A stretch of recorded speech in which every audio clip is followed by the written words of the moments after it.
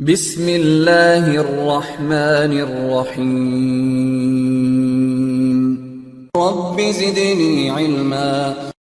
Okay, so next thing we'll talk about IPv4 subnetting. So subnetting is an advanced to IP addressing concepts. So we'll talk about IPv4 subnetting, what is FLSM, what is VLSM, and then finally we'll also see some subnetting questions. Now, first thing, what is subnetting? Subnetting is defined as a logical subdivision of one single network into multiple smaller networks. In simple words, we can say that dividing one single large network into small networks. So the main reason of doing this is to minimize the wastage of the IP addresses. So let's take an example to understand why we do that and what is the requirement behind doing the subnetting. So if you take an example, I have 4 departments, let's say accounts, marketing, sales, and HR. So let's say there are 4 departments, and each and every department have around 50 users in each and every department. And they all are connected in the LAN. Let's say they all are in the LAN. Physically, there is a connection for 200 devices, which includes 50 in each department. Now, once we do the physical connection, the next step is we need to assign the IP address. So we decided to assign the IP address, but we also decided that each and every department should be in different networks, because I don't want the communication to happen between these 4 departments. Logically, I want to separate them in 4 different networks, even though they are physically on the same LAN. So in that case, we need to go with the IP addressing. Let's say I decided to go with 192.168.1. network for accounts department, and I'm assigning the IP address starting from 192.168.1.0 to 255, let's say. Anyway, this is the range of IPs what we get.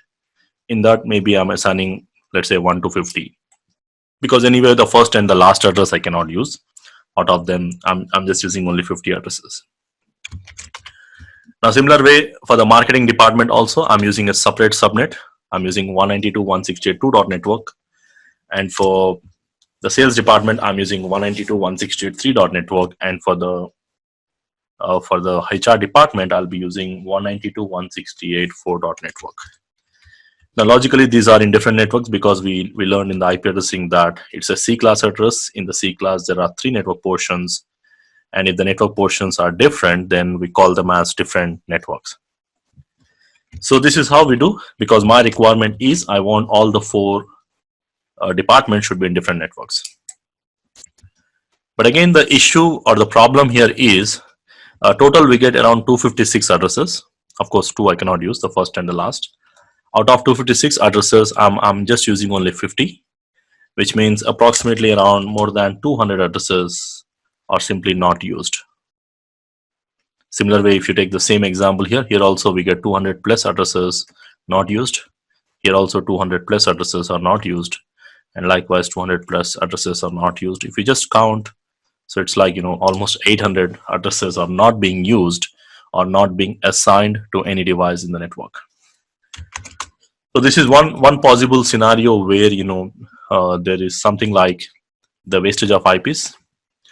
So if you take another example of a service provider network, like yesterday we have also seen in the previous class, like the INA is going to reserve the IP addresses to the local registries, RIRs, regional internet registries, and then they will allocate them to the service provider. So basically they get a block of addresses, and they get a block of addresses. Let's say this service provider got a block of 190, some public IP. Let's say service provider gets a block of 200.1.1. subnet, the complete C class network, and 200.1.2. subnet, 200.1.3. subnet. These are the blocks or the subnets what I was allocated, means the service provider being allocated. Now, the job of this service provider is to allocate them to the end users, that is to the customers. So there is a company called ABC, A, B, and C, 3 different companies. Now they need some public IPs. Maybe the requirement of this customer A, let's say, is just 10 public IPs. So maybe he needs 10 public IPs, and maybe the requirement here is just 4 public IPs, or the requirement here is just 2 public IPs. So the problem here is, by default, this is the smallest network. So what is the smallest network? C class. C class supports 256 addresses. B class supports 65,536 addresses, and A class supports this many addresses, right? 16 million addresses around. So probably the smallest size is C class. So which means I'm going to assign, so the service provider need to assign one subnet. So you cannot use same subnet for all. Basically, he will be assigning this subnet and this subnet and this subnet to this. The problem here is the requirement is very small, even smaller than 256. So basically what we need to do is, in this kind of scenarios, the service provider cannot go and allocate the complete subnet. So what the service provider has to do, something called subnetting. So what service provider will do is, whatever the class, C class subnet, he will divide into small networks and he will allocate this small network to one of the customers. Now the same thing we do here. So similar way here also, what we are doing is, by default, let's say this is my C class network, which is starting from 0 to 255, these many addresses. So we are going to divide them into small networks. Let's say I'm dividing them into 4 networks, each network a size of 64 into 4, 256. So each subnet, I'm going to allocate this to the accounts, and I'm going to allocate this to the marketing, this for the sales, this for the HR.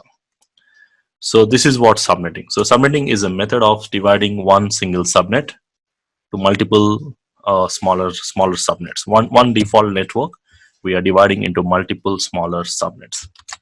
The main use is, the main advantage is, we minimize the wastage of IPs, because here if you see my requirement is just 50, so out of 64 I'm just using only 50, means still there is a slight wastage, because you cannot divide exact 50, that's not possible.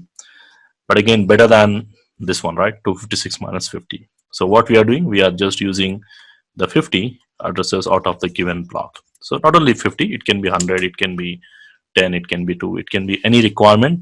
Depending upon the requirement, we will be dividing the network. And this process is called subnetting.